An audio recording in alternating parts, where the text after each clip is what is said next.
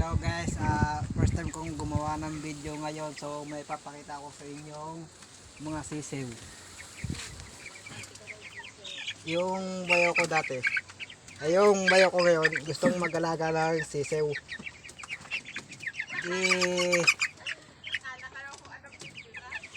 Sabi niya, sabi na nanay ko wala daw problema kung gagawa ng tangkal at kung mag-aalaga.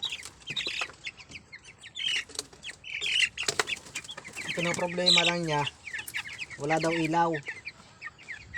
So sabi naman ng nanay at tatay ko, nakapag-alaga na daw sila dati ng ganitong 5 days.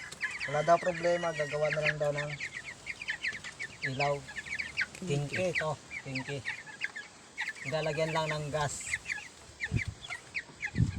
Hindi naman yung gasolina ng special na unleaded. Yung pang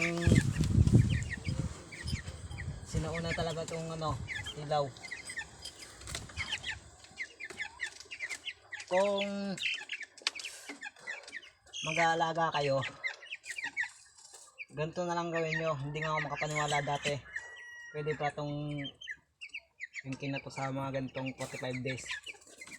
Ito nung January lang to sinimula, no? January lang to nalagaan. Ngayon malalaki na.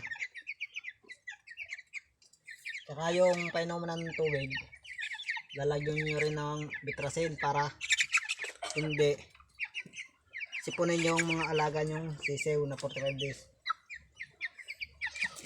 53 to ka ay ng umaga. So maaga nagising yung bayaw ko. Pagtingin niya siguro pagbukas ng trapal, napalakas yung bukas niya, nagulat yung isang sisiw, yon na stroke. Kung mag-aalaga kayo, huwag nyo gugulatin ng mga ganitong 45 days dahil maaari itong ma-stroke. Guys, mabaho yung kamay ko, amay nyo, may ipot, kakahawak.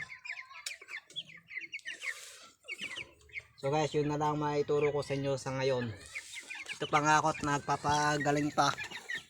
Masakit pa yung pa ako, tsaka ako na pagpapatuloy itong gagawin ko pang ibang video pag magaling na. Pa subscribe at pa like and share na rin sa video to guys. Salamat.